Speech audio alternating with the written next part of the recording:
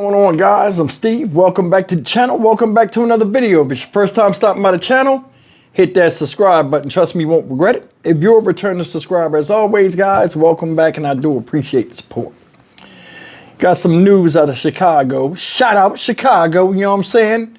About a story that broke last October in which there was a shooting outside of the United Center, right? Out there in Chicago. It was a Little Durk concert. And this man right here, this young man right here, 18-year-old Jess Kendall, tragically lost his life a couple days later after being shot by this dude right here. Deron Wolf, 19 years old. And he lived up to his last name. Ladies and gentlemen, this dude right here saw Mr. Kendall and three of his friends, including his girlfriend, walking into the Little Durk concert. Mr. Wolf and three of his friends ran up on him, masked up, made him empty their pockets, acted a fool with him. Mr. Kendall got pistol whipped, grabbed the gun. Gun was dropped on the ground. It was a wrestle for the gun. He wound up getting shot. Mr. Wolf wound up getting shot. And somebody else was shot in the hand. Now, this was last October. This guy right here, Mr. Wolf, just recently got caught. And some of the details about this is truly messed up. Go ahead and take a look at what they got so far, man. It's crazy how younger kids nowadays are just so easily open to just putting a gun in somebody's face, pulling the trigger, or just walking up to a random person that they deem as a target to inflict terror upon. Unacceptable. Look. In fact, we just spoke with the brothers of the 18-year-old victim who was shot in his chest. They tell me that the 18-year-old was out with a group of friends headed to a Little Durk concert at the United Center. Now, we do want to take you to video of the mass police presence at the scene from earlier tonight. They told me their brother and his friends were approached by a group of people on bikes and was shot after a struggle with the suspect's gun. This all unfolding just before 7 this evening near Walcott and Maple, just steps away from the United Center. Police say a 15-year-old boy was shot in the hand and was grazed in the abdomen. That teen is the only one listed in good condition. That 18-year-old man, who family members say is from Elgin, was shot in his chest, and a 19-year-old man was hit in the rib area. Both are listed in critical condition. Relatives say the suspects tried to mug the group of friends before shots were fired. Parked, they were waiting for their friend to arrive, and then 4 kids pulled up on them, had their guns out, 2 on divvies, 2 on feet, and then they go up to them and, they mug them. They pull his girlfriend's purse, make her empty out the pockets, then they go to him, make him hand over all his stuff and everything. They pistol whip him again, and he goes to the ground. He grabs for their gun, from what his girlfriend has told me, and then they shoot him. Now, family members say that the victims are undergoing surgery. As we speak, police say so far no one is in custody. Teen is charged with shooting and killing another teen who was on his way to a concert at the United Center last October. He was in court just a short time ago, and that's where we find our Andrew Ramos, who has details on this deadly armed robbery. Andrew? That's right, Marie. And the family of the victim in this case, 18-year-old Jess Kendall, was also in court today, sitting on a hearing for 19-year-old Deron Wolf. The prosecutors say was part of a group who targeted Kendall and his friends that night when they all went to go see that Lil Durk concert. They said that a pink vape was the reason why this arrest was possible.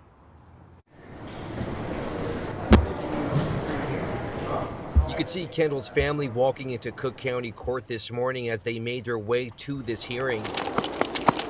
Now, the shooting happened back on October 20th. Kendall traveled from Elgin with 4 of his friends to go to the Little Durk concert. They had parked just outside the United Center and were walking toward the venue when prosecutors say they were approached by a group of 4 with guns who tried to rob them, 2 of them on divvy bikes and the other 2 on foot. At one point, one of the gunmen pistol whipped Kendall. Prosecutors say Kendall was able to grab the gun, which led to a struggle. While the 18-year-old's friends ran for help, they heard gunfire. Kendall was found with multiple gunshot wounds and died. What we learned today through prosecutors, Wolf was also shot. Police officers caught up with Wolf that night and he claimed he was attacked. Now, the 19-year-old was taken to Stroger, where he was hospitalized for several days. Detectives would later find a pink vape stolen from Kendall's girlfriend in Wolf's possession. Prosecutors say his story about where he got it and how he got shot changed multiple times. That turned out to be enough evidence to charge Wolf in this case. Now, Wolf, who was arrested on Friday, has been charged with first-degree murder, and he also faces armed robbery charges. Now, a judge ruled to keep him behind bars until his next hearing, which is February 18th. Reporting live outside Cook County Court, Andrew Ramos, CBS News, Chicago. A judge ruled today that Duran Wolf will remain in custody. Now, a prosecutor says Wolf sent messages on social media to an unknown account asking, "Where's my gun?" just 2 weeks after the shooting. The family of Jess Kendall had no words as they faced his suspected killer Monday afternoon. A judge ruled that 19-year-old Duran Wolf will remain in custody after he was, quote, trolling for victims with 3 other offenders. It happened as Kendall was in town to attend a Little Durk concert at the United Center in late October. Oh, he was my best friend, my little brother. I did whatever I could to, protect him. We spoke to Kendall's brother shortly after the shooting. Tommy Kendall telling us that his little brother, who was a senior at Elgin High School, was with his friends when they were swarmed by 4 suspects dressed in black with masks on after they found parking for the concert. The prosecutor says Wolf and the other suspects were all armed at the time.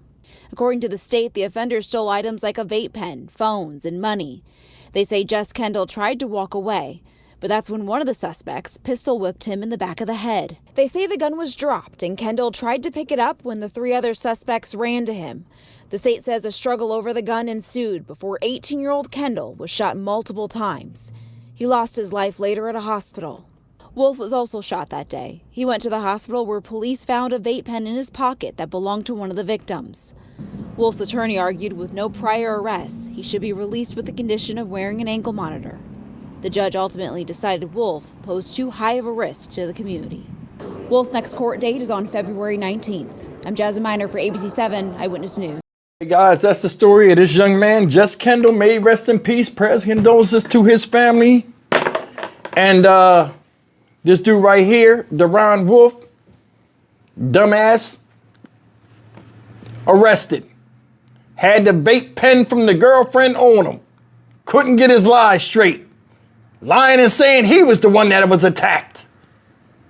It's crazy how these people do these criminal acts, and then when they backed into a corner with basic questions that require a basic answer, they can't even give it.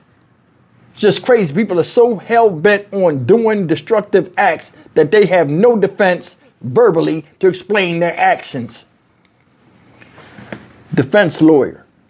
He ain't never had a record before. Put him on an ankle monitor. Yeah, well, we see how that works out. Not just in Chicago, all over the place where people don't give a fuck because you put a tracking collar on their goddamn ankle and they cut it off and commit another crime anyway. So what, he ain't never been in trouble. This guy right here took somebody's life regardless of who it is. And I'm going to be honest with you, if I ran the country, every time you murder somebody, that would be a capital offense.